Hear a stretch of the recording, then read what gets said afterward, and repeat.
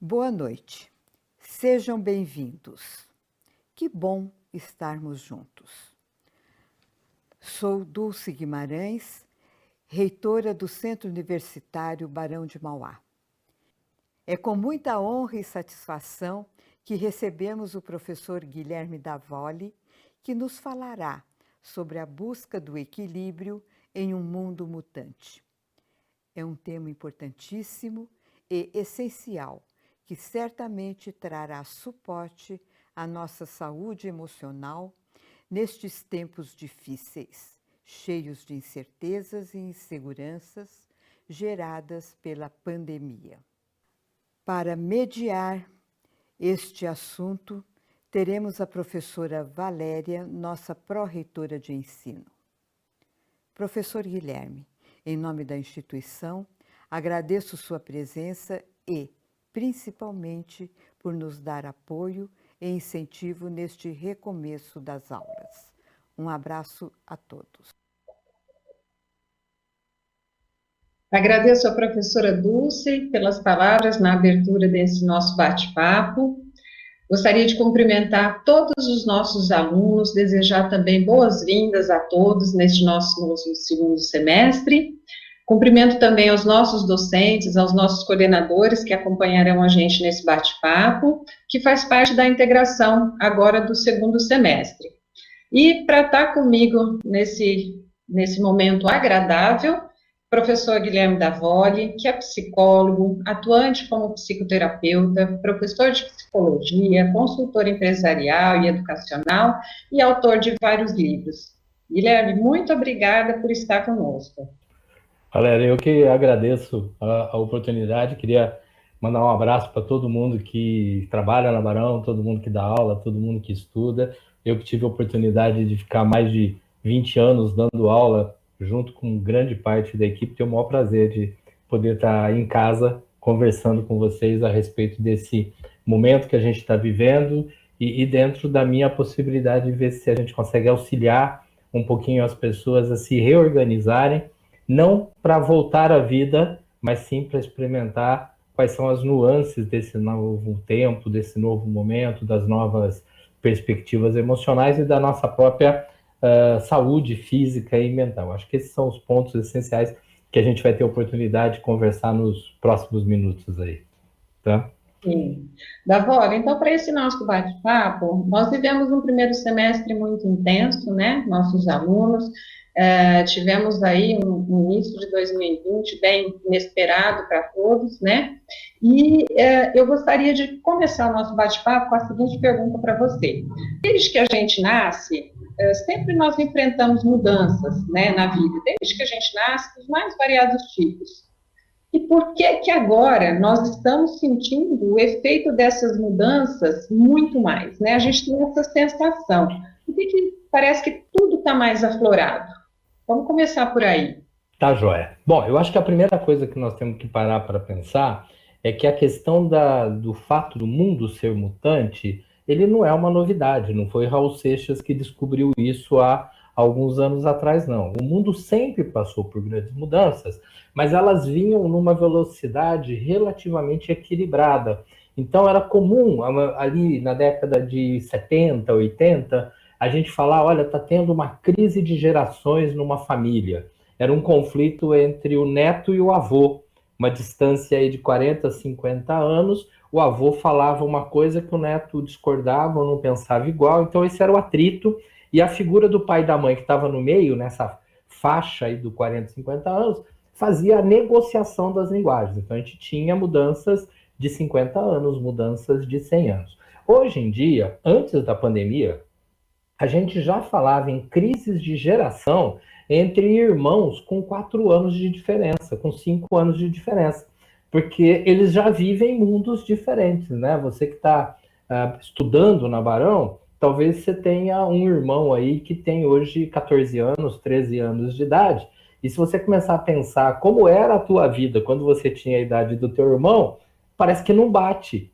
A escola é diferente, as atitudes são diferentes, a responsabilidade e a irresponsabilidade são diferentes. a internet é absurdamente diferente, então as informações, as comunicações vêm de forma diferente. Então, a gente vem tendo, sim, né, especialmente nas últimas 3 décadas, e isso coincide com a chegada da internet para as pessoas de forma geral, ela já estava presente, mas não com toda a velocidade, coincide com a questão da globalização, então aquilo que a gente conversa no estado de São Paulo não é muito diferente daquilo que se conversa no Ceará, no Amazonas ou no Paraguai, então você tem ideias muito semelhantes, né?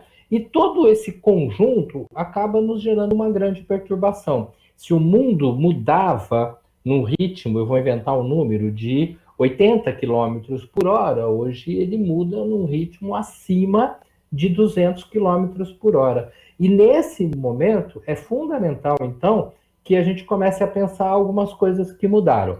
Uma coisa que para mim é muito clara é que quando eu tinha 18 anos, 19, 20, quando eu estava ali no começo da minha vida universitária, a gente seguia muito o conceito de que a maior herança que o pai podia dar para a gente era um diploma, né? E era, quer dizer, você ter um diploma, seja lá do que for, poderia abrir N portas na tua vida e você construir sua história. Mas olha que interessante, alguns que não tinham diploma também abriam grandes portas, porque eles iam por outros caminhos. Então você tinha o diploma universitário, tinha o diploma dos cursos técnicos e alguns até sem diplomas.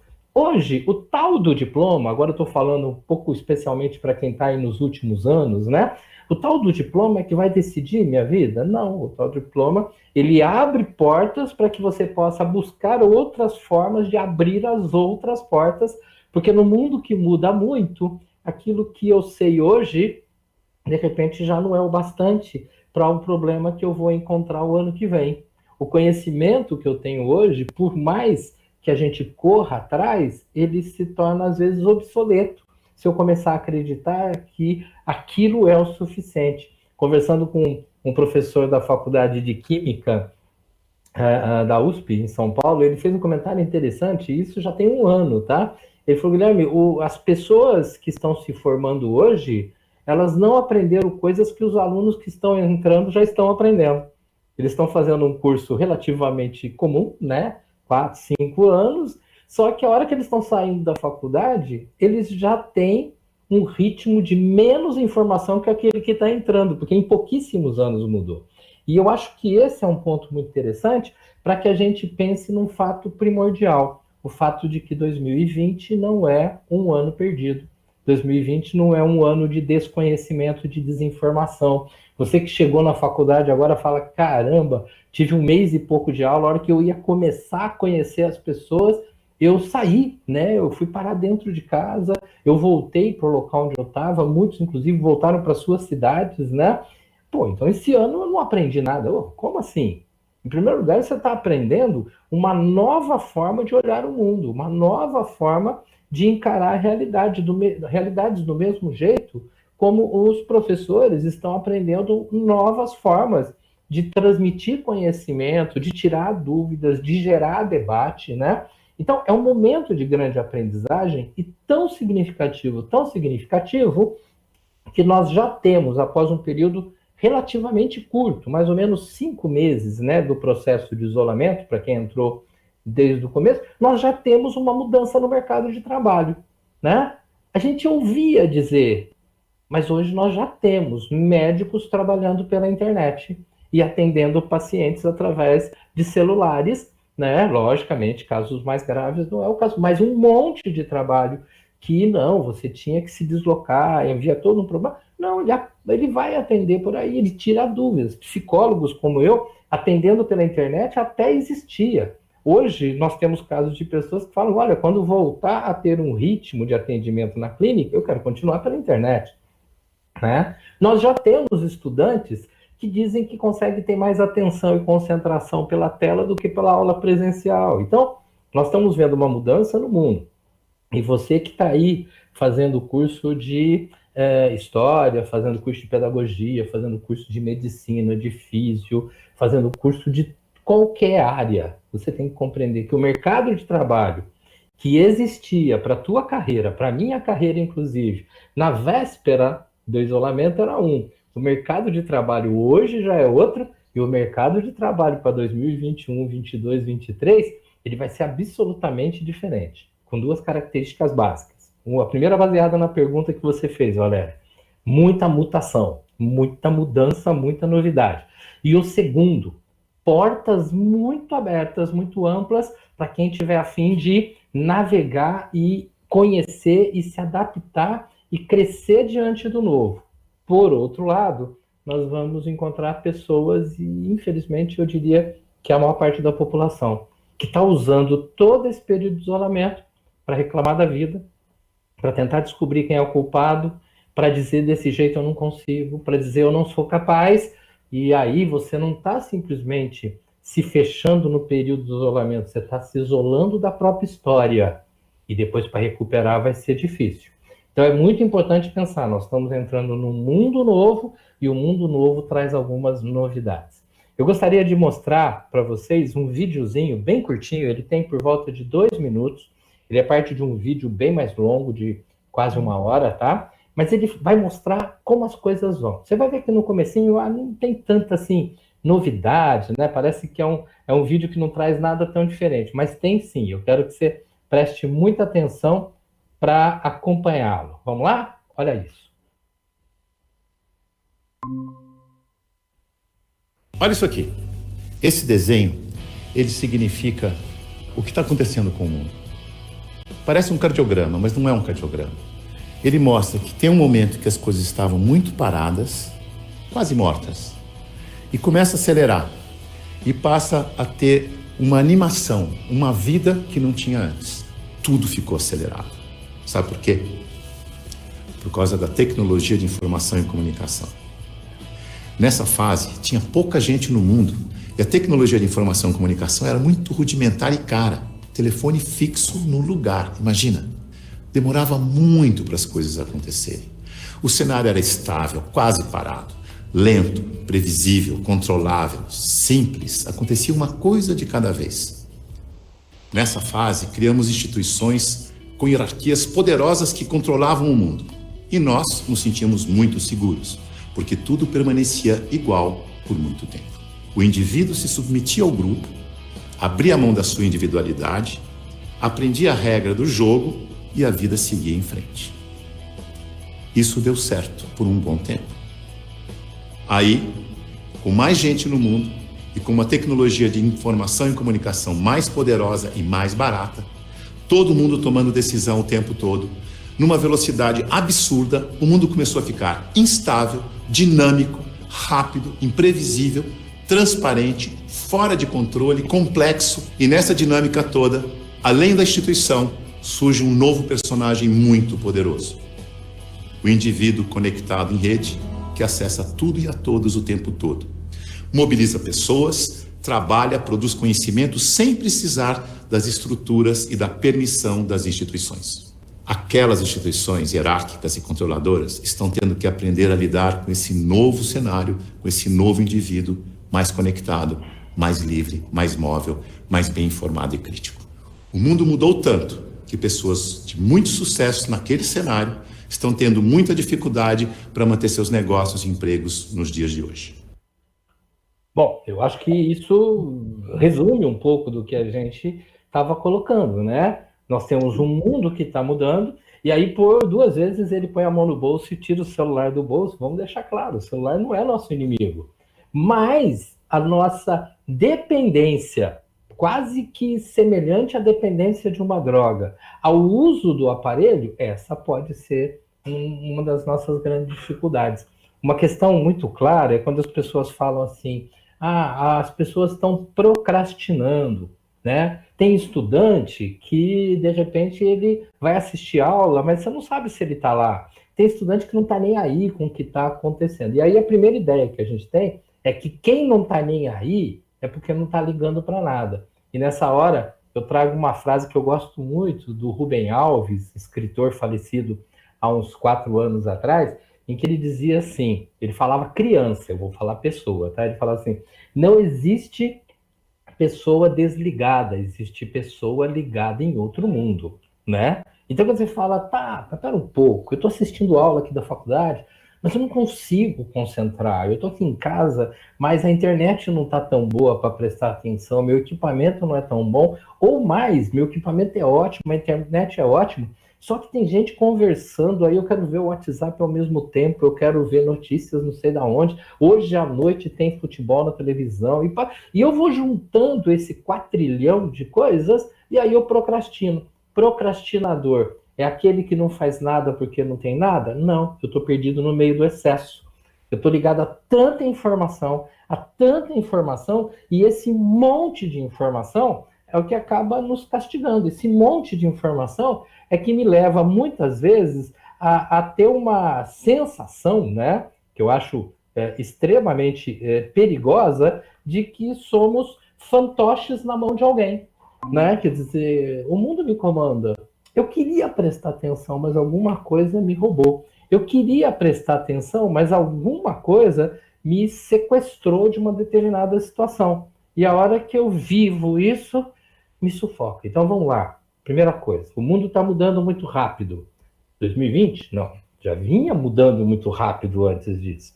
Aliás, um detalhe bem interessante. Esse ano, alguns professores já estão acompanhando, não estavam, né? Quando a Barão me chamou para fazer alguns trabalhos, nós tínhamos um tema central. Era sensação de depressão e suicídio altamente constante. Vocês devem se lembrar que o começo do ano, por volta ali de fevereiro, março, nós tivemos em região, mas em Ribeirão e as cidades em volta, um grande aumento do número de suicídios. Ribeirão Preto foi considerada a segunda cidade, proporcional ao número de habitantes, a segunda cidade com mais suicídios e automutilação do Brasil inteiro. A primeira cidade é São Paulo, proporcional àquilo. A terceira é Rio de Janeiro. Nós estávamos em segundo. Então você fala assim, a gente anda na solidão hoje. Não, a gente vinha numa solidão, né? E naquele momento a Barão falou, olha, vamos fazer um trabalho para auxiliar alguns alunos que estão se sentindo muito sozinhos, muito vazios, e que a partir daí eles não conseguem acreditar na possibilidade de que eles, com a história deles e com as ferramentas que os próprios cursos, com as ferramentas que lhes são disponibilizadas, eles possam vir a transformar o mundo. E eles acabavam se vitimizando, né? Então, quando a gente fala assim, nossa, não vejo a hora de acabar o isolamento para voltar onde a gente estava. Opa, mas muitos de nós estávamos em isolamento.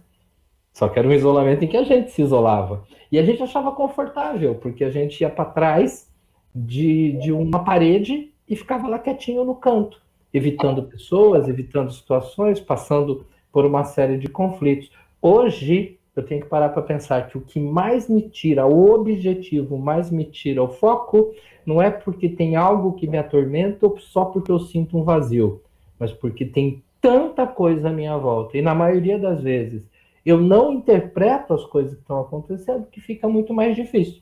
Pensa você, quantas vezes você que está fazendo o curso X, não quero saber qual dos cursos, já não teve gente que chegou para você e falou, mas por que você não fez o outro curso? Por que você não parte para um outro? O outro dá mais dinheiro. Esse aí acho que não tem espaço. Rapaz, não existe, né? Porque o curso, ele é essencialmente o conjunto de ferramentas que, se você abraça e eles têm coerência com o seu estilo de olhar do mundo, é o conjunto de ferramentas que vai te ajudar a transformar o mundo à sua volta. E aí tem duas características fundamentais. O ser humano, o bicho humano, ele é um bicho que vive no coletivo, ele depende dos outros, e ele é um transformador da sociedade que ele está inserido. Por que eu aprendo coisas? Porque eu aprendo coisas e vou lá mudar o mundo. Eu aprendo a mudar a receita do bolo, eu aprendo a melhorar a minha casa, eu aprendo a desenvolver ideias que ajudam na saúde de outras pessoas. Eu aprendo e me atiro. Quando eu aprendo e fecho, eu me torno inútil. E o inútil me leva à sensação de vazio, o inútil me leva a sensações profundamente grandes de dor diante de todas essas coisas que estão ocorrendo. Olha que interessante essa imagem, né? Só um minutinho, Valéria. Essa imagem que fala do vazio, eu vejo ela com uma força muito grande. É você olhar para você e não encontrar nada, né? E às vezes por isso eu vou começar um novo momento na faculdade, eu falo, mas esse ano já foi, né? Esse ano já está perdido. Esse ano não tenho tanta esperança, eu não estou vendo nada. Meus queridos, a gente não vê nada quando a gente fica olhando para a gente por uma parede ou quando a gente se torna escravo da opinião alheia. Lembra do fantoche? A gente vê as coisas quando a gente se arrisca a olhar as coisas e antes de ouvir a opinião dos outros, para pensar o que eu acho, o que eu penso, que experiências eu posso ter a partir daqui, né? Mas eu te cortei, Valéria, você ia me fazer uma pergunta. Era justamente esse ponto que você estava colocando, Davone, assim, que a gente percebe também nesse momento bem mutante, né? A gente traz muito à tona a sensação das perdas, né? Do que estamos perdendo. Então, muita gente nesse momento dizendo, eu não posso mais fazer isso, eu não posso mais abraçar o amigo, eu não posso estar ali no convívio, eu não posso, mas o que você está falando é esse olhar da nova perspectiva do ganho, né? Então, para não chegar a esse vazio e se impactar demais, né, nesse sentido da perda, o olhar para o ganho, né, do que vai ser nesse futuro, com toda essa mutação, né, inclusive no meio tecnológico, nas alterações todas que nós sofreremos aí com relação às profissões, né? Sim, sofreremos e em grande parte delas já estamos sofrendo, né? Eu até vou trocar a palavra, eu vou tirar o sofrendo, porque parece que quando assim, estamos sofrendo mudanças, parece que tem uma dor embutida, né? Não, nós estamos presenciando mudanças. Passando por ela. Quer ver um exercício bem bacana para a gente fazer? Eu sei que para os professores vai ser fácil fazer o exercício que eu vou falar, porque é tudo um pouco mais velhinho, né? Mas quando eu falo dos estudantes, tem gente muito nova, tá? Mas eu gostaria de imaginar, aliás, gostaria não, eu fico imaginando como seria se essa pandemia, essa Covid-19, tivesse aparecido em 1990. Se ela tivesse aparecido em 1995, que nós tínhamos uma internet que funcionava à base da lenha, né, quando funcionava, quando você não tinha um volume de informações, quando não seria possível trabalhar de dentro de casa, não seria possível estudar de dentro de casa, não seria possível fazer compras de dentro de casa e pedir para entregar, não seria possível mexer num monte de coisa. Dá para imaginar quantas pessoas morreriam? Qual seria o tamanho da multiplicação, né, o crescimento exponencial disso, né? Então, gente, vamos entender uma coisa.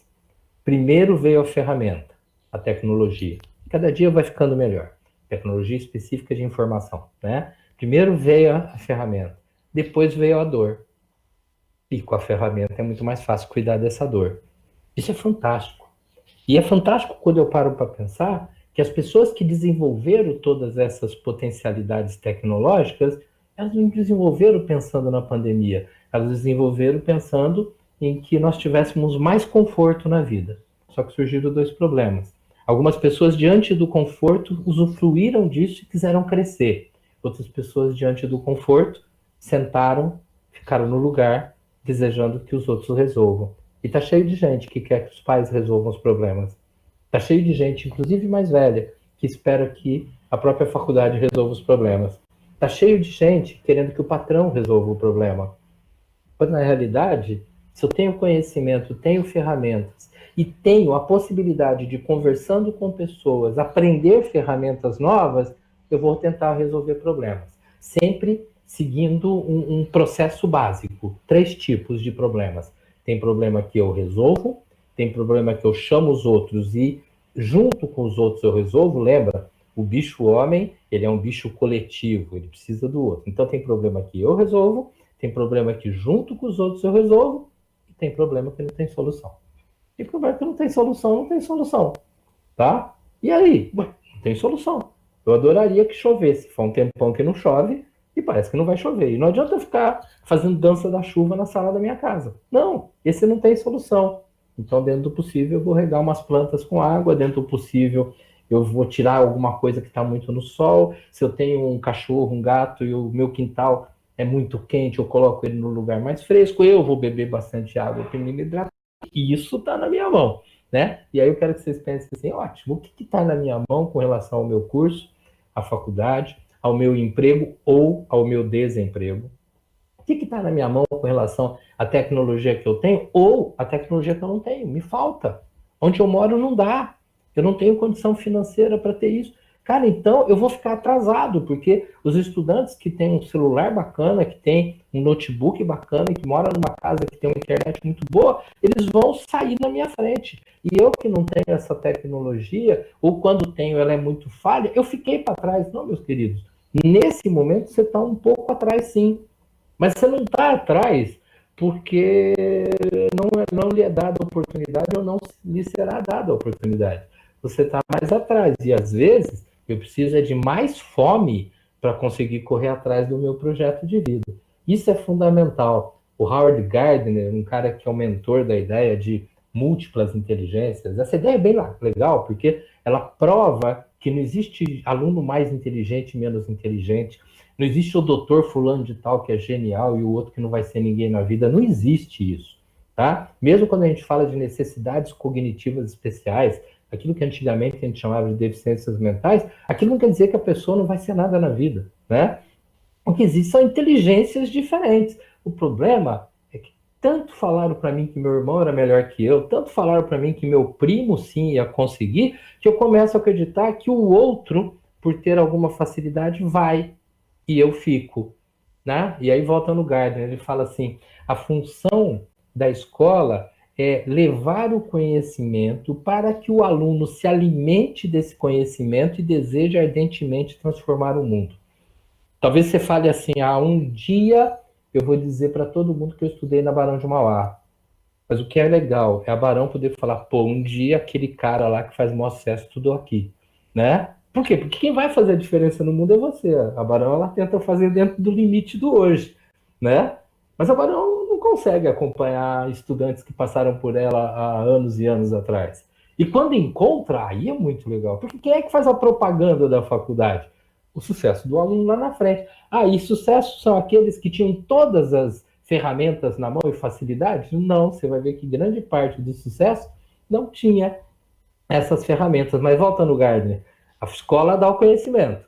Aliás, a nossa mãe dá conhecimento, a nossa avó dá conhecimento. A televisão, a Hebe Camargo antigamente dava um conhecimento. A internet dá o conhecimento. O conhecimento vem. Se você não se alimenta do conhecimento, você não muda o mundo.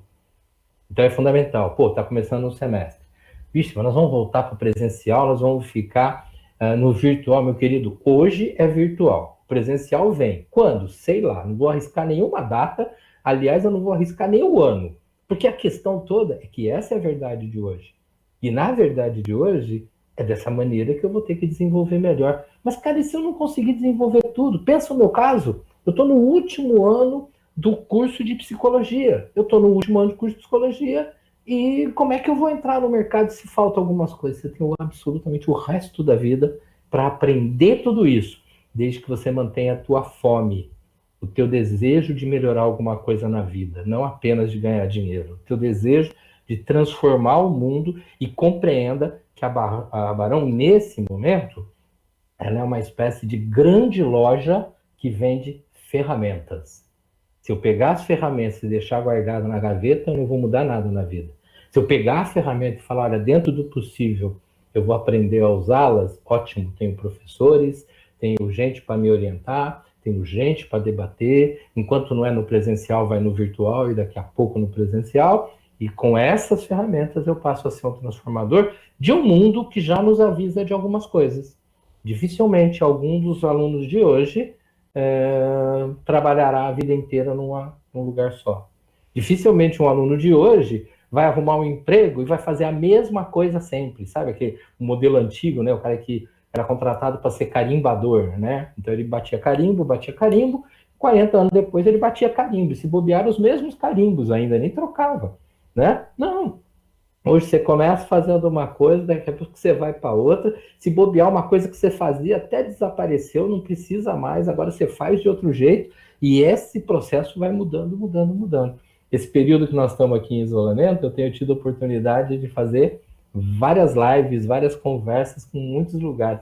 Quando eu comecei, que eu conhecesse, tinha 2 processos, 2 caminhos, 2 aplicativos, né, para poder estar fazendo lives. Nesse período, eu conheço 14, né? Nasceram projetos novos e cada vez é melhor, cada vez a tecnologia é melhor. Melhorou o microfone, melhorou luz, melhorou câmera, melhorou um monte de coisa, tá?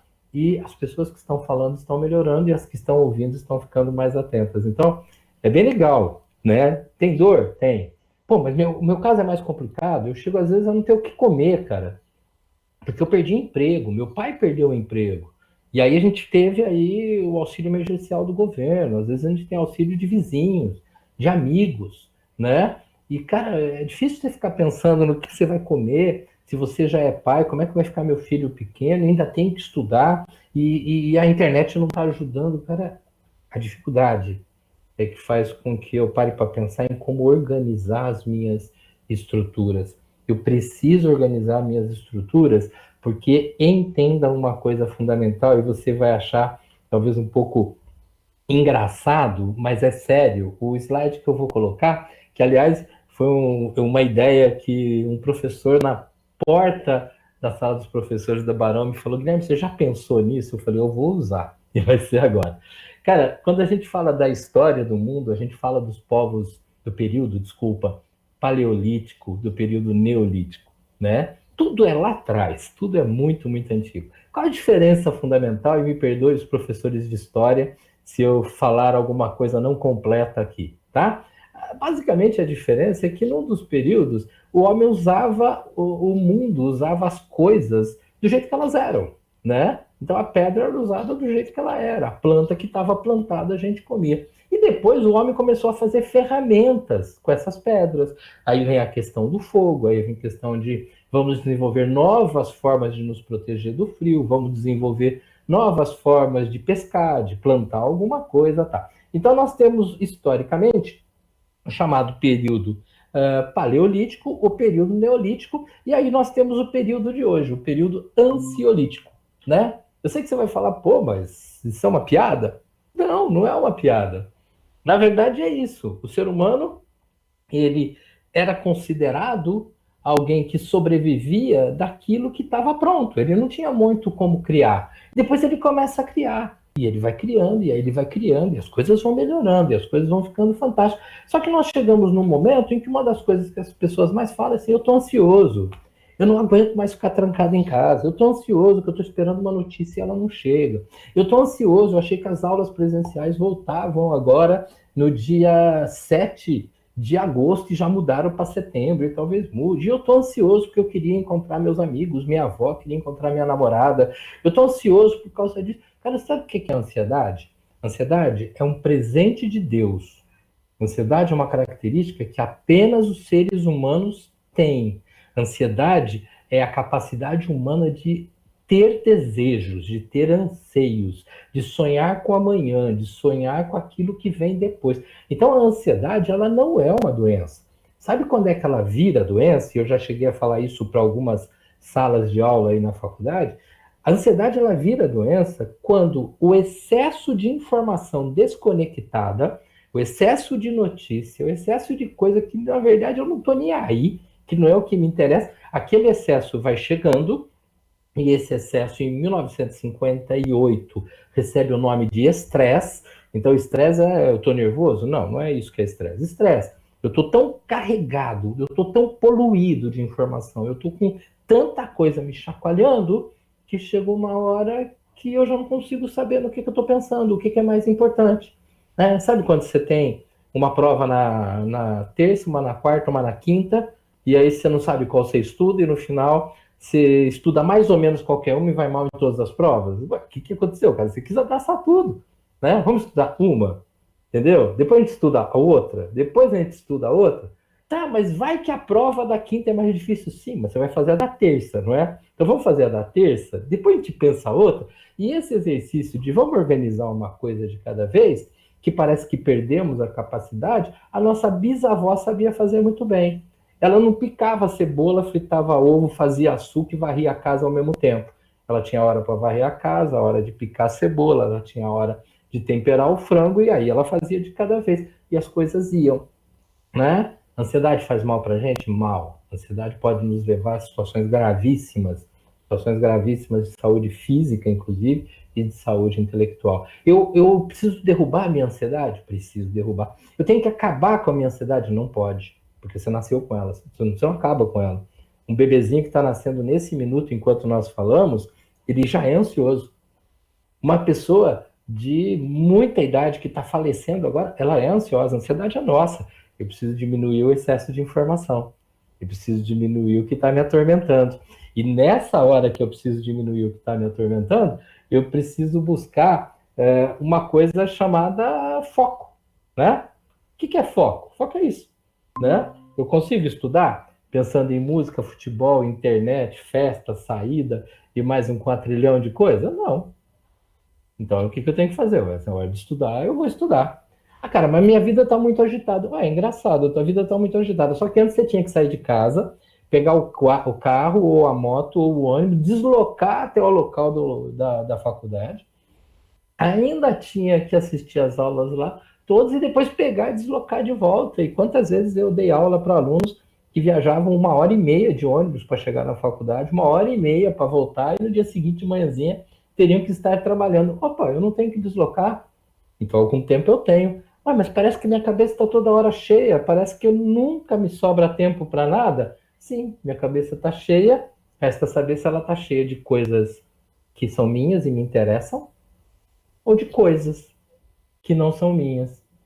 Acabou de dar que morreram tantas pessoas. É bom saber. É bom a gente saber. Mas ficar preocupado não resolve. Preocupe-se com aqueles que estão ao teu lado. Então você se preocupa com você, namorada, pai, mãe, filho, vó. Aí eu consigo me preocupar e fazer alguma coisa. Eu me preocupar com o Brasil inteiro, eu não consigo. Eu posso falar, nossa, que absurdo, um monte de gente sem máscara, sim. Mas eu ficar sofrendo por isso, eu deixo de cuidar do que é meu. Se eu encontrar alguém que está sem máscara e eu achar que deve, eu vou falar, cara, põe a máscara aí, tá ok? Fale a tua verdade, mas não sofra pela verdade dos outros, porque isso sai do meu controle, lembra? Tem problema meu, tem problema nosso, a gente sempre faz junto, resolve, conversa, questiona, tem problema que a gente não faz. E muitas vezes o problema que a gente não resolve tira o foco do problema que a gente resolve. E aí eu não consigo prestar atenção na aula. Aí eu viro e falo assim, pô, mas esse professor é chato. Gente, me desculpa. Eu fui professor muitos anos, aliás, dou aula em alguns momentos ainda, e já tive aula com ele, professores. Existe professor chato? Existe. Para quê? Para você entender que na vida tem patrão, que é muito pior que o professor. E eu vou ter que aprender a viver com o professor. Então, o professor chato é aquele que te ajuda a entender que, cara, eu tenho que aprender a viver com o mundo que existe. Ah, mas esse professor, ele dá aula na internet e me dá sono, meu querido. O que te dá sono é falta de foco, falta de sonho, falta de projeto.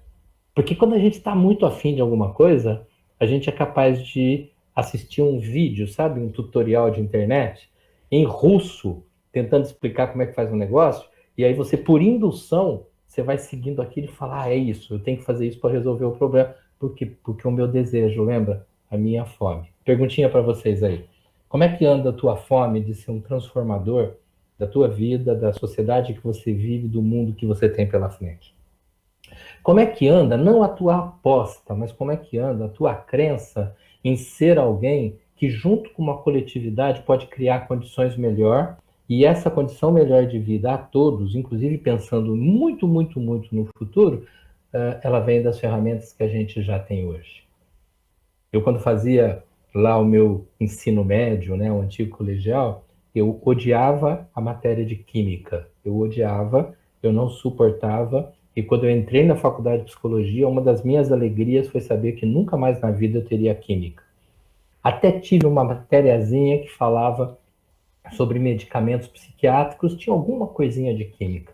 Mas quando eu me formei e comecei a atender especialmente drogados, depressivos e pessoas que haviam tentado suicídios, e essas pessoas precisavam de muitos medicamentos, eu tive que estudar os medicamentos e os efeitos das drogas. E aí eu me apaixonei por química. Eu fui descobrir a química de verdade quando eu tinha mais de 30 anos. Se eu tivesse aproveitado a química dos meus 16, 17 anos, com certeza eu teria olhado de outra forma.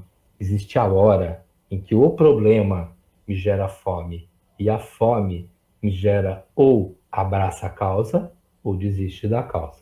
Só que às vezes a gente acha que não consegue, né? E nisso a gente fica falando, aí eu não sou capaz, eu não consigo. Lá na minha classe tem 3, 4 lá que nem prestam atenção na aula e sabe tudo. Eu tento prestar atenção, mas eu estou tão preocupado com outras coisas que não anda. Eu já tinha uma dificuldade em determinadas matérias. Na minha casa, as pessoas não me dão um gás, não me dão uma força, tipo, não, vai lá, vai dar certo e tudo mais.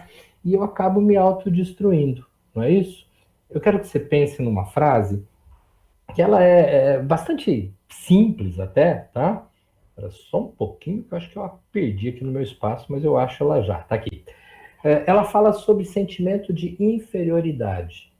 Eu me sinto menos capaz, e talvez especialmente nesse período de isolamento, eu me sinto menos capaz ainda. Mas observa que a frase, ela cita para a gente algo direto. A inferioridade é o alimento que gera no ser humano a agressividade. A inferioridade gera a agressividade. Quer dizer o quê? Bom, quando o ser humano se sente menos, ele tende a agredir. Opa, mas pera um pouquinho. Às vezes eu me sinto menos, mas eu não saio agredindo ninguém. Sim, tem 2 detalhes. Quando eu me sinto menos, eu vou agredir. Eu vou agredir o outro ou eu vou agredir eu mesmo. Eu vou ofender o outro ou eu ofendo a mim mesmo. Quando eu ofendo o outro, as pessoas falam, pô, fulano de tal não tem educação, não tem respeito, é explosivo, agressivo, ó, fulano de tal é perigoso, agride os outros. Quando você agride você mesmo, as pessoas falam, nossa, coitadinho, é tão quietinho, nossa, ele não tem boca para falar mal de ninguém, não sei o quê, mas você está se arrebentando. Lembra, quando eu comentei no início, a Barão havia conversado comigo sobre pessoas ficando sozinhas, pessoas se sentindo menos, pessoas que não agrediam nem ofendiam os outros, mas se agrediam, se ofendiam. Pessoas que, no lugar de explodir, partir para cima, elas implodiam, vinham para dentro delas. Pensa um pouquinho, quem é você? Quando se sente menos, explode ou implode? Ah, mas pera um pouquinho, eu sou explosivo, mas eu nunca me sinto menos, meu querido. Se você explode, você se sente menos. Não pensa que você é forte, porque os fortes não têm necessidade nem de agredir o outro, nem se agredir. Os fortes conversam. E se tem uma coisa difícil hoje em dia, é achar alguém forte, seguro, equilibrado. Por isso que eu preciso me alimentar das ferramentas para transformar o mundo, entendeu? É essa a visão. É esse o jogo que eu tenho que buscar.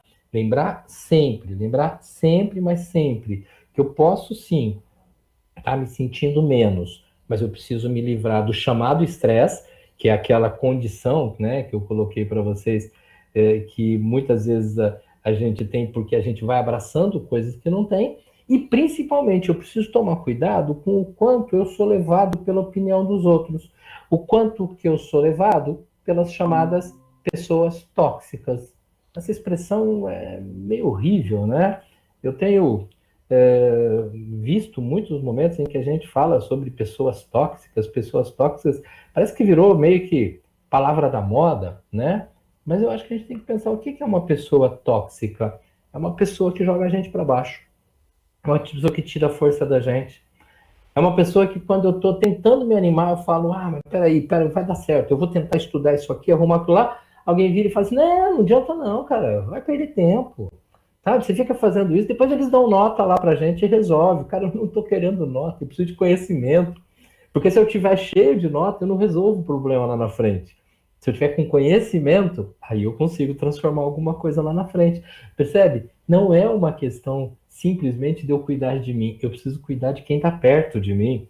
Porque muitas vezes vão tirando a minha força. E olha que doido, às vezes gente que a gente gosta muito, né? Você já teve aquela sensação no período de aula presencial, né? E para você que está chegando na faculdade agora, pode pensar até lá no seu ensino médio antes, né? Você tinha uma prova, você estudava, estava animado, aí você ia para a prova, né? A hora que você chegava lá para fazer prova, já chegava um e falava, nossa, hoje nós estamos ferrados. Aí chegava outro e falava, hoje o professor vai acabar com a classe. Outro dia ele falou que ele estava irritado com não sei o quê, e daqui a pouco todo mundo que tinha estudado começa a ficar com medo, começa a ficar apavorado. E a hora que você vai ficando apavorado, dá branco, aí você não lembra das respostas, você olha para a cara do professor, parece que ele dormiu mal a noite inteira, ele vai te agredir. Então, o que aconteceu, cara? Você foi abduzido da tua autoconfiança e até do teu conhecimento, porque você foi intoxicado pelos outros. Então faz um exercício pequeno, hein? Depois eu te dou um grande. Exercício pequeno. Quem são as pessoas que tiram a tua força? Com quem que você já foi comparado várias vezes? Tipo, as pessoas falam, ah, mas se você fosse que nem fulano de tal, era bom, né? Então vamos lá, primeira coisa, quem tira a tua força? Agora vamos fazer a pergunta mais séria. Você tira a força de quem? Você é daqueles que desanima os outros? Você é daqueles que faz campanha contra? Você é daqueles que quer trazer todo mundo para baixo, porque parece que isso é mais fácil? Você é um derrotista? Então aprenda. O mercado de trabalho que nós já temos hoje, ele não quer o melhor engenheiro, o melhor dentista, o melhor médico, o melhor professor. Não. Ele quer alguém que é muito bom no que faz, mas que sabe conversar, que sabe trabalhar em equipe, que faz a equipe crescer, que é um colaborador, alguém que traz ideias para as outras pessoas, e não alguém que suga a energia das outras pessoas. O mercado de trabalho hoje não quer alguém que tem uma grande ideia e guarda para si. Ele quer alguém que tem uma ideia e tem coragem de pôr na mesa para poder conversar junto, ser criticado, inclusive, e se tudo correr bem, a ideia é ser colocada em prática, e se não for ótimo, aprender alguma coisa com aquilo. Você é tóxico? Você se intoxica? Você é intoxicado pelos outros? Nós estamos hoje aqui conversando. Essa semana você já foi derrubado por alguém? Você já derrubou alguém? O desânimo, às vezes, até de alguém de casa. Pode ser minha tia, minha avó, o vizinho, tá? Às vezes me abateu. Quando eles falam, pô, a gente trabalha que nem louco e tá passando dificuldade. Às vezes você vira e fala, então pra que adianta também eu fazer? Opa, peraí. A questão não é quem trabalha que nem louco, quem não trabalha que nem louco. É quem se sente competente fazendo as coisas que tem, a partir, e volto eu repetindo, das ferramentas, das pessoas, das oportunidades, das habilidades, e por isso eu preciso me engajar no mundo. A Barão de Mauá, e eu estou falando dela, logicamente, porque nós estamos dentro da estrutura, né? Ela é uma condição de porto seguro para quem quiser atracar dentro da ideia, né? Existem pessoas que olham para o porto e falam, não vou atracar o barco não. E depois afunda e fala, pô, afundei. Sim, você não atracou, né? Você não foi lá e deu uma paradinha e vamos pensar junto.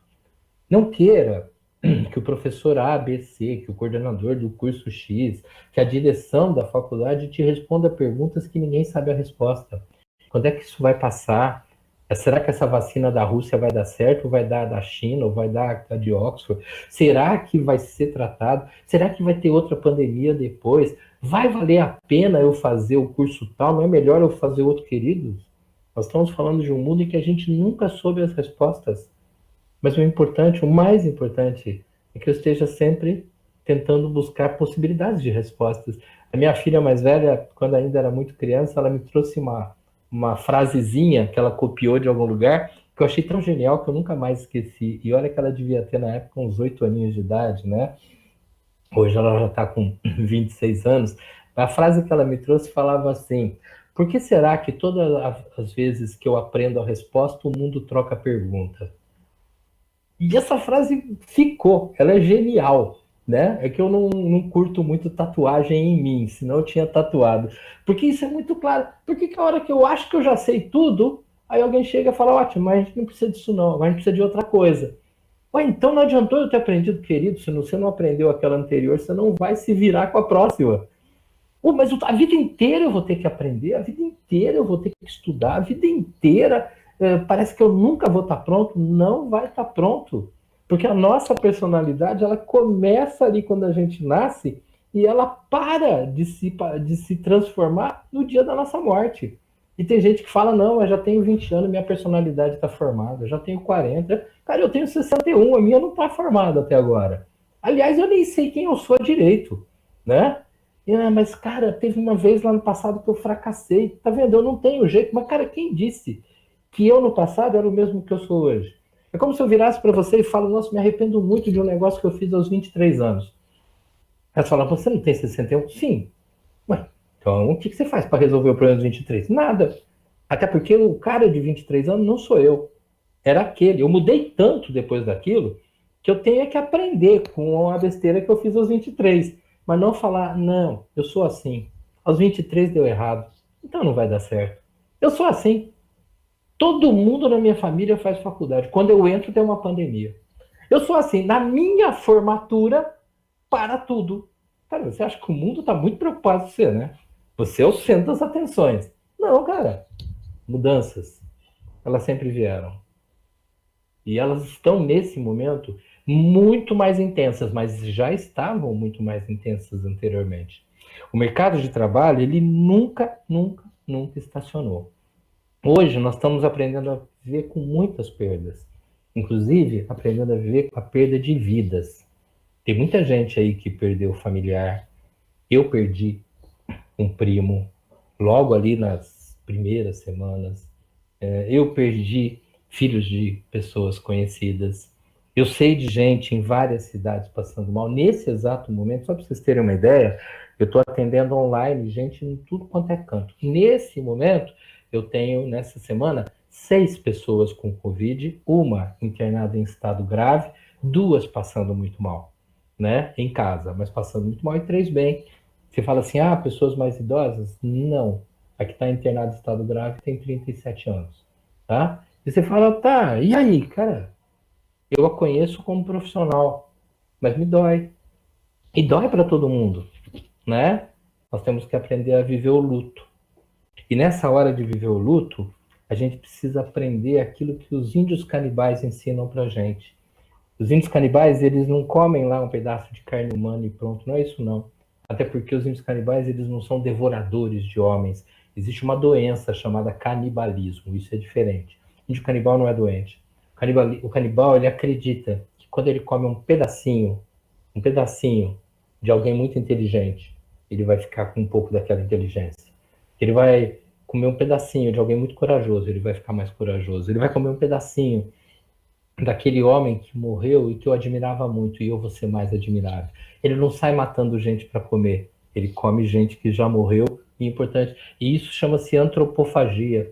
Lá no passado, no Brasil, houve um momento, na Semana de Arte Moderna, que se brigava muito sobre cultura brasileira e cultura europeia, até que Oswald de Andrade vira e fala, moçada, peraí, a cultura nossa é fantástica, mas vamos comer um pouquinho da cultura dos outros? A gente só tem a aprender e a crescer com isso.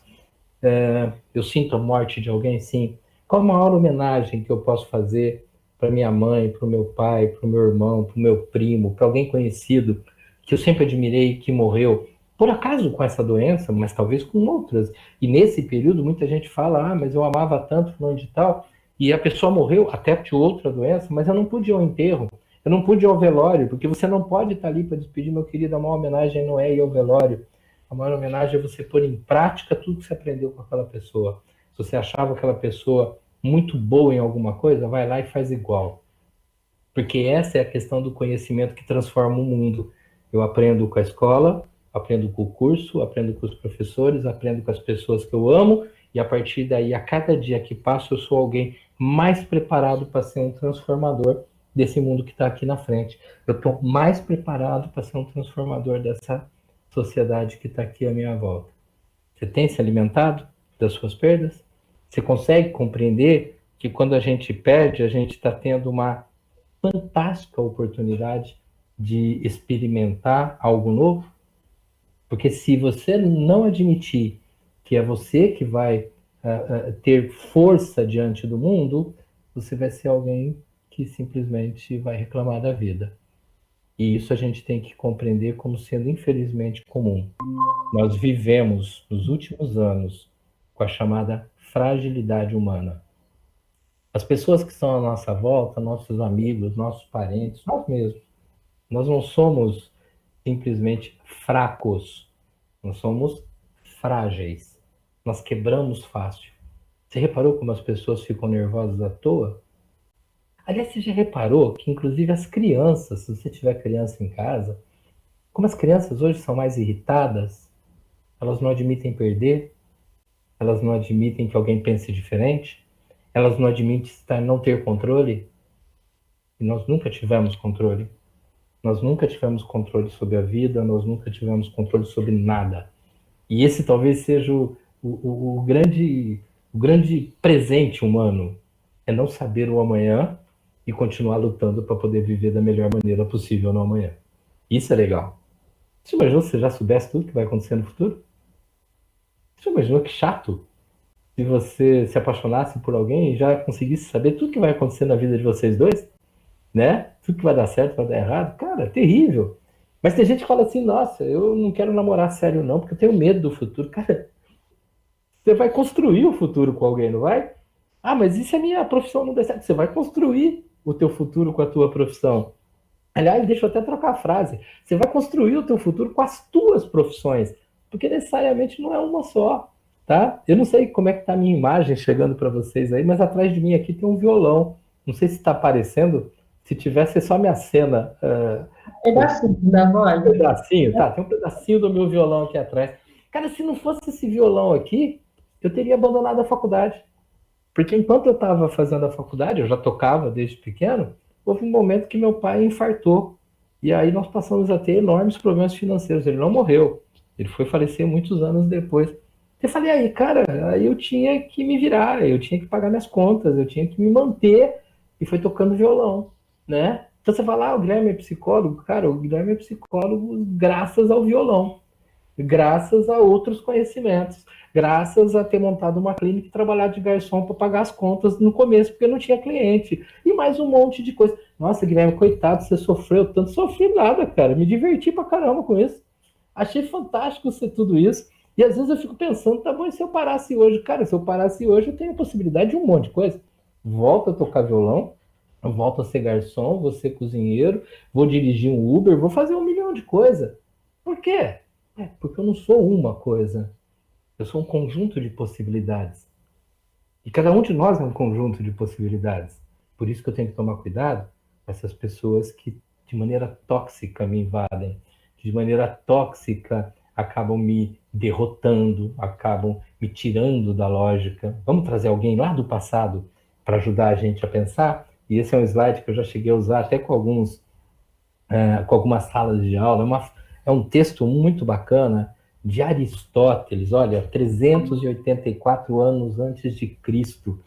Aristóteles nasce e ele fala assim: a função primeira do conhecimento, a coisa mais importante de você conhecer coisas, e lembra o que eu falei lá atrás, conhecimento é o que eu aprendo na escola, na faculdade, trouxe lá da minha alfabetização, na internet, com a família, com todo mundo. A coisa mais importante é que quanto mais conhecimento eu tenho, menos medo eu tenho da vida. Vamos voltar num gancho lá atrás? Quanto mais conhecimento, menos medo da vida. Mas você lembra que eu falei que as pessoas agressivas são as que se sentem inferiores? Sim, as pessoas agressivas são aquelas que duvidam do conhecimento que têm.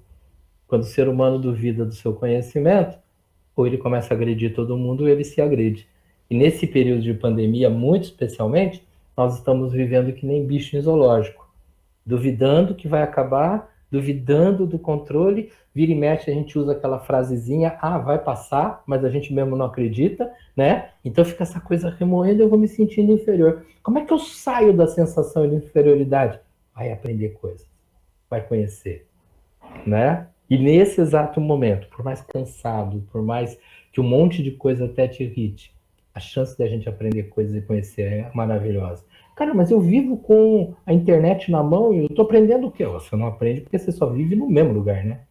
Você tá sempre no mesmo Facebook, no mesmo WhatsApp, e quando vai para algum site, são aqueles 3, 4 sites que você vê toda vez. Quer aprender coisa diferente? Vai para o site diferente.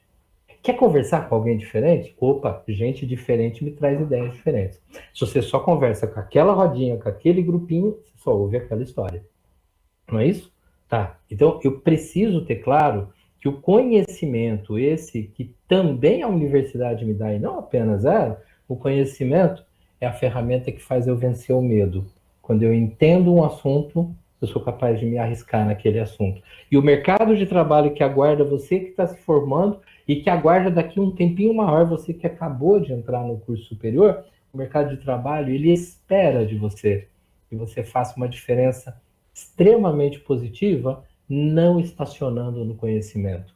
E não venha em 2021, 23, 28, falar, ah, minha vida não andou, porque lá em 2020 teve uma pandemia e eu fui vítima daquela... Não, você não foi vítima. Cara, não é a Barão que está parada em termos de atividades presenciais. É o planeta que está parado. Não é nem o Brasil que está desse jeito. É o planeta inteiro. Os nossos conhecimentos, as nossas oportunidades, As novas propostas da ciência, elas estão aí e elas terão que ser vividas planetariamente, né? Não é só pensar, ai, tem um cara genial ali em São Paulo que deu uma dica. Não, cara, são dicas do planeta inteiro. E esse mundo globalizado, em que eu sou cidadão do mundo, ele é real, viu? Se você acha que você veio, vamos imaginar uma cidade serrana, né, para estudar em Ribeirão Preto, então meu mundo é serrano em Ribeirão Preto? Não, meu querido, você pode sair daqui para qualquer país do mundo. Eu só não arrisco dizer que você vai sair para outro planeta, porque eu não sei qual vai ser a velocidade dos nossos transportes e o que a gente vai encontrar lá. Mas você pode ir para qualquer lugar do mundo. Imagina, eu sou de classe média baixa, não dá não. Cara, não tem nada a ver uma coisa com outra. Porque o que tem levado as pessoas a caminhar é a coragem que elas têm de quebrar seus medos a partir do momento que elas se alimentam dos conhecimentos disponíveis e elas não se contentam em falar, para mim já é muito. É isso. Você quer ser um grande jogador de futebol? Joga com gente que joga bem. Ah, mas quando eu jogo com aqueles caras que não sabem jogar, eu sou um sucesso. Você ser um sucesso em terra de cego não vai te ajudar muito, não. Vai jogar com quem joga bem. Se você gosta de tocar violão, vai tocar com quem toca melhor que você. Aí você vai aprender mais. Então nunca se contente em falar eu sei, eu tô pronto, eu sou capaz, é do meu jeito, e o mundo é que não me dá chance. As oportunidades estão aí, e lembra o que eu falei há alguns minutos atrás. Um grupo pequeno, eu arrisco dizer menos de 30%, está querendo aprender e mudar as coisas.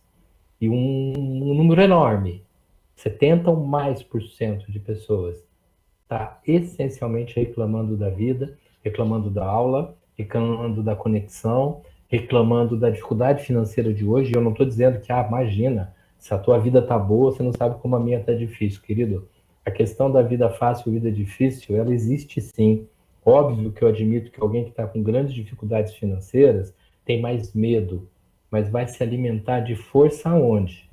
Tá? Eu, pessoalmente, coloco em primeiro lugar em Deus, mas em seguida no conhecimento que me é proporcionado. E se eu não tiver esse conhecimento, aí eu não consigo, de maneira justa e honesta, sair das dificuldades que eu estou tendo, das dificuldades que eu estou vivendo hoje. Um outro personagem para a gente caminhar nessa história é um italiano vivo ainda, né, que está muito presente na nossa vida, chamado Domenico De Masi. Domenico De Masi escreveu o livro Ócio Criativo, e eu já falei muito disso com os próprios professores da Barão. Ele escreveu esse livro há 30 e poucos anos atrás, e o sucesso do livro de Domênico foi porque ele previa de forma científica algumas coisas, e elas aconteceram. E uma das coisas que ele previa, e já está acontecendo, está nessa frase. Ele dizia, olha, mais de 30 anos a mais, não existe a profissão do futuro, o que existe são os profissionais do futuro. Ele está falando, cara, não existe essa coisa de, olha, faz esse curso que você está garantido. Olha, passa no concurso tal que você vai viver em paz. Vai para tal cidade porque lá você vai se dar muito bem. Não, não existe. O que existe é o profissional do futuro. Quem que é ele? O profissional do futuro é aquele que não se contenta em ser mais um.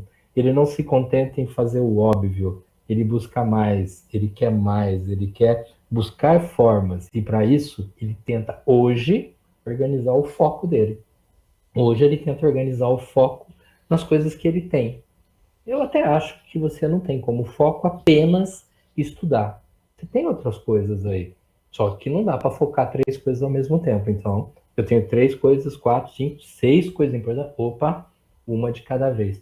E para entender essa coisa do foco, eu tenho que pensar de forma minimalista, né? Minimalista é uma expressão que nos últimos anos está virando um pouco de moda, né? E as pessoas falam muito de decoração minimalista. O que é uma decoração minimalista? Tá? É aquela casa que não tem 700 quadros, um monte de cores, mas não, é uma coisa muito simples, mas é funcional, trabalha-se com o mínimo. Alimentação minimalista, eu não preciso de um prato com 700 coisas, tá? Vamos dar um pequeno exemplo, né, do que seria minimalismo, né, para a gente poder imaginar isso dentro do nosso dia a dia. Olha aí, ó, eu tenho um espaço minimalista aqui embaixo, uma mesinha, um vasinho, talvez um açucareiro ali, 2 cadeirinhas e uma parede cinza. E já na imagem um pouco acima, eu tenho poltronas que de um período clássico ou neoclássico, eu tenho uma lareira, eu tenho espelhos, eu tenho vários objetos espalhados, né? E aí a pergunta que eu te faço diante dessa imagem é assim, nas duas imagens, independente se você gosta mais de uma ou de outra, não é isso, mas nas duas imagens, em qual é mais fácil de você se concentrar? Percebe que na minimalista é muito mais fácil? Quer dizer, se eu tiver uma ideia de cada vez, um pensamento de cada vez, se eu pegar uma folha de papel, ó, tem um bloquinho aqui, tá? E eu falar, nossa, eu tenho um monte de coisa para fazer, aí você pega e vai lá, fazer isso, fazer aquilo, fazer não sei o quê. Ótimo, escreveu um monte de coisa aqui, agora vamos lá, mas qual que é importante? Qual que eu preciso fazer mesmo? Ah, mas espera aí, eu tenho que estudar, mas tem que arrumar uma gaveta lá que está cheia de coisa caída. E eu falei para meu pai que eu ia aguar as plantas, e eu disse que eu ia buscar não sei o que. Qual é importante para agora? Essa? Então faz essa. Ah, mas se reclamarem quando eu aguei as plantas? Eu já coloquei aqui, terceiro lugar. Eu faço essa, depois aquela, depois eu vou aguar as plantas. Ah, mas precisa pôr no papel? Olha, eu recomendo. Porque se você não colocar no papel, você vai ficar pensando em todos ao mesmo tempo. E essa cabeça rebuscada não vai te dar condição de ter atenção, porque você está, lembra, estressado, aumentando a tua ansiedade. Eu não quero baixar a ansiedade para ter foco, então eu tiro o excesso. Onde que eu ponho o excesso de ideias e de coisas? No papel, no Word do computador, num bloquinho de notas do celular, sabe? Escreve num papel e pendura na porta da geladeira, mas entende? Uma coisa de cada vez. Às vezes a vida está tão complicada que uma coisa de cada vez não dá. Às vezes eu preciso de duas coisas de cada vez. Às vezes eu preciso de três coisas de cada vez. Mas o que eu preciso é organizar esse projeto para que ele caminhe bem. E nisso eu quero trazer um conceito que, para a gente ir fechando essa nossa conversa, começar a caminhar para o final dela, antes que todo mundo desista de mim, tá? E aí nós vamos falar um segundinho sobre um negócio chamado inteligência emocional, né? É muito interessante quando a gente fala as pessoas precisam ter inteligência emocional. E alguns falam, você tem que pensar com o coração. Não é possível. O coração ele não tem essa capacidade de organizar pensamentos, tá? Então, o que é inteligência emocional? Primeiro, nós temos que entender que a inteligência emocional é que você não trabalha só com a lógica, você trabalha com a tua intuição. E para isso, para trabalhar com essa intuição, com esse sentir, junto com o conhecimento, você precisa focar três ideias centrais. A primeira, eu tenho que me conhecer. Isso o Gardner, que é um cara que eu já citei hoje, ele chama de inteligência intrapessoal. Eu preciso conhecer um pouco quem são as pessoas à minha volta.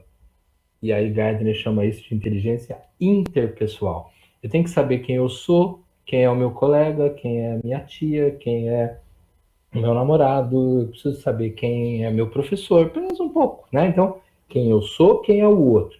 Intrapessoal, desculpa, e interpessoal. E eu tenho que ter uma outra fase de inteligência chamada existencial, que é aquela que não está ligada à religião, tá?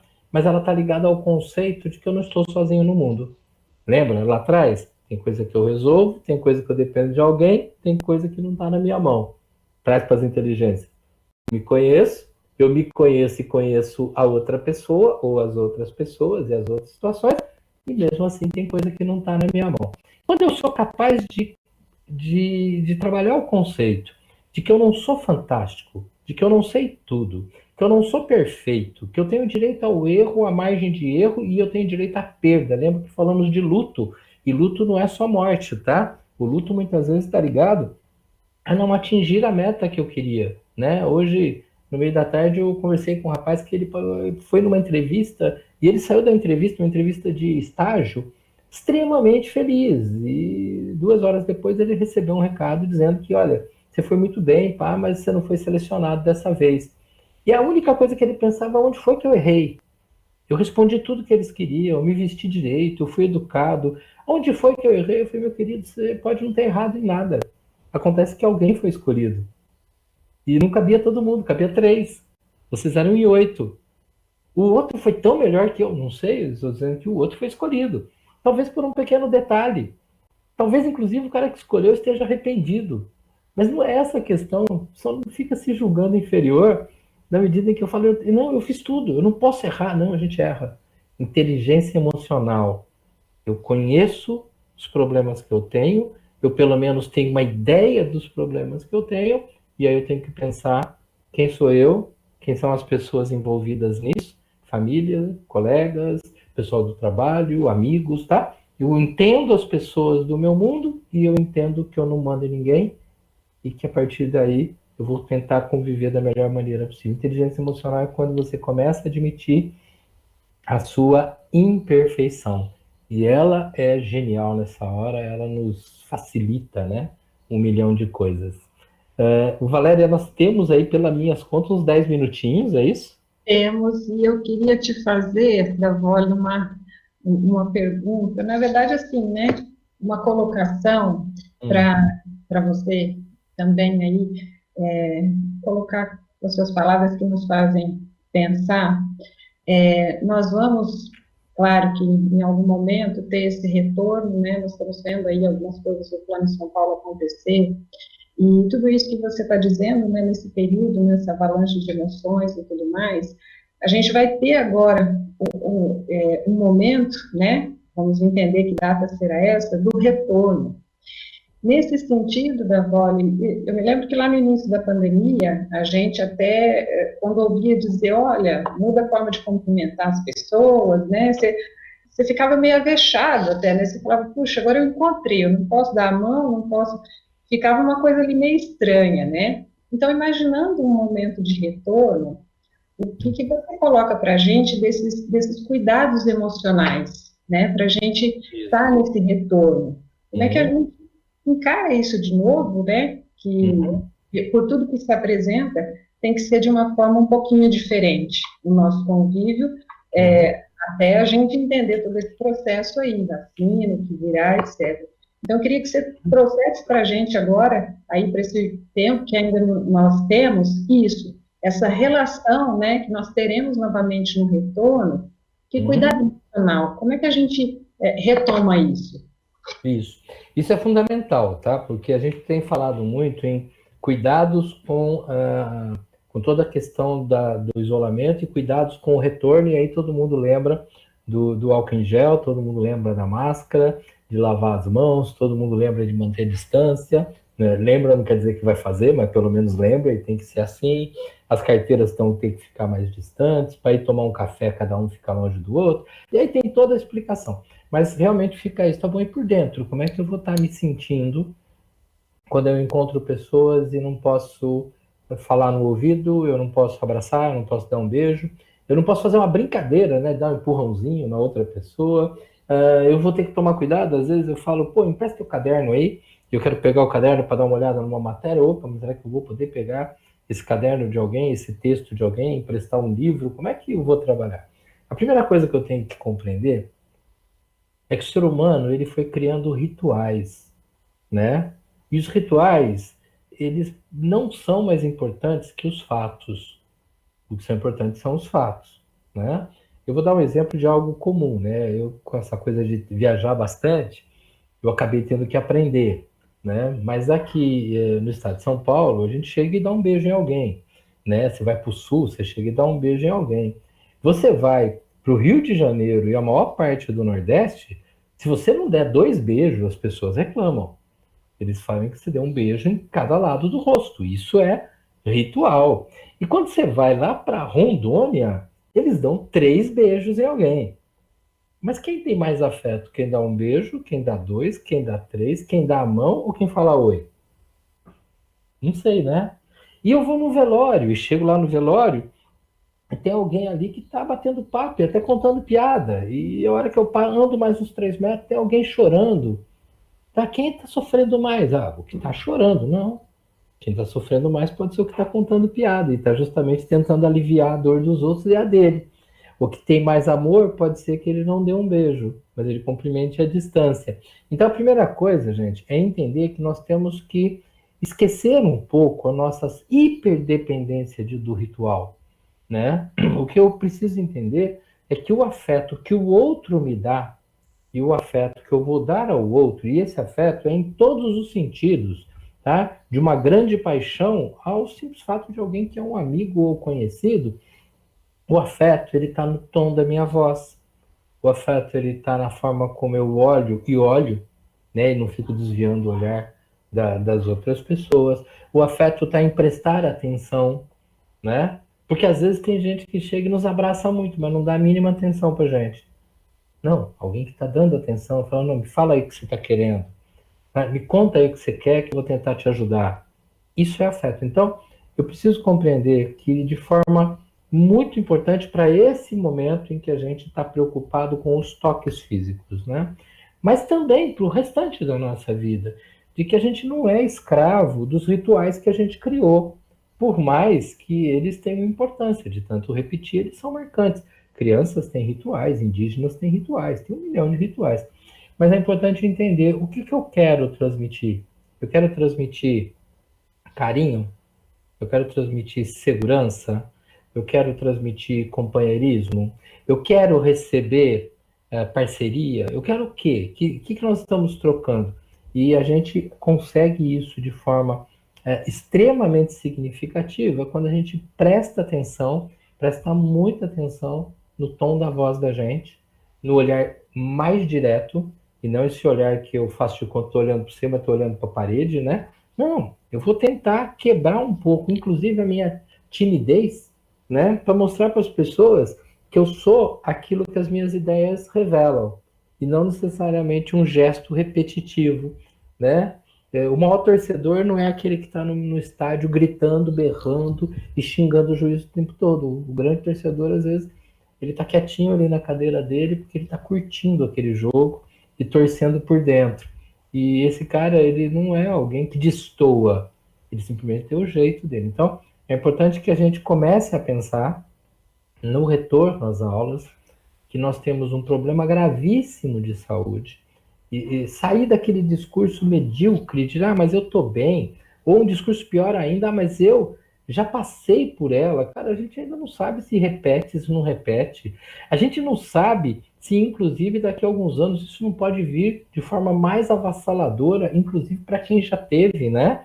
A gente já ouviu histórias, e desculpa o pessoal da área de biológicas aí se eu falo alguma besteira nesse sentido, mas de falar, pô, você já pegou dengue? Então eu já peguei dengue. Tá, e se pegar a segunda? É pior? Alguns falam, não, pode ser pior, pode ser melhor. Depende. Tá, cara, então eu não sei. É incerteza. E a incerteza dá medo. Então nós precisamos tomar alguns cuidados. E a gente vai tomando cuidado na medida em que a gente respira com um pouquinho de calma e começa a pensar como é a minha relação com as pessoas. Então acho que o primeiro passo, Valéria, entra por aí. Eu preciso exercitar comigo mesmo, e eu já posso exercitar isso na minha própria casa, tá? Não deixa para exercitar no primeiro dia de aula, né? Não, em casa, né? Eu posso exercitar o diálogo um pouco mais longo, eu posso exercitar o tom de voz mais moderado. Quando eu falo diálogo mais longo, porque se eu ficar muito no não é, sim, não, quero, não quero, gosto, não gosto, isso não é diálogo, né? Não, eu trabalho as ideias, eu troco as ideias, e esse conjunto de ideias sendo trocado, ele transmite afeto, ele proporciona a chegada do afeto. Nós não precisamos do toque físico, por mais que a gente vire e fale, mas nós brasileiros somos muito afetivos, nós que brasileiros, especialmente os descendentes de italianos, espanhóis, nós temos essa coisa do corpo. Meu querido, lá na Itália, lá na Espanha, eles estão se controlando, lembra? Não é um problema aqui, né? Mas todo mundo, eu vi um monte de gente fazendo festa, se abraçando, beijando, um monte de coisa. Sim, você quer correr o risco? Ótimo, corra. Mas corra o teu risco, não queira que os outros corram o risco por tua culpa, né? Então é muito importante lembrar, nós estamos dentro de um centro universitário que se caracteriza pela estrutura do conhecimento, pela estrutura da ciência. Ele se caracteriza porque se debate a ciência em todos os seus campos diferentes, tá? E se a gente tem ciência, a gente tem conhecimento. Você sabe o que é você ter paciência? Paciência é você viver em paz, porque você tem ciência do problema que está na sua frente. Viva em paz o dia que você retornar para o trabalho, para a faculdade, para a tua chamada vida comum, vive em paz, em primeiro lugar, tendo ciência do que está acontecendo. Porque ter ciência é, vou tentar compreender, e aí eu vou viver em paz com aquilo que é necessário ser feito agora. E não simplesmente falar, eu não aguento ficar longe dos outros. Eu não aguento. Nós não somos crianças e mesmo se fôssemos, teríamos que aprender. Porque as escolas que estão trabalhando pelo Brasil inteiro, inclusive com crianças muito pequenininhas, estão muito preocupadas com isso. Tá? Não sei se eu te respondi. Deixa eu colocar só um slidezinho aqui, que eu acho que ele não tem a palavra escrita, mas de alguma forma ele nos passa o conceito desenhado, né? Que é o conceito de mindset, né? Que é assim, pensa diferente, troca um pouco suas ideias, não seja escravo simplesmente de um jeito de pensar, não fica pensando com uma engrenagem única. Sabe, se existe uma frase burra, é você falar eu sou assim. Quando você fala eu sou assim, você está falando eu não sou capaz de melhorar. Ô rapaz, espera um pouco. Muda as engrenagens, muda o conhecimento, participa desses conceitos, e acho que a partir daí a gente pode pensar em um mundo que não vai ser o do retorno, um mundo que eu acredito que pode ser, inclusive, muito melhor, porque o ser humano, lembra aí, quando ele passa por dificuldade, pelo menos aqueles 30% que eu citei, eles vão estar mais preocupados em absorver conhecimento para viver melhor.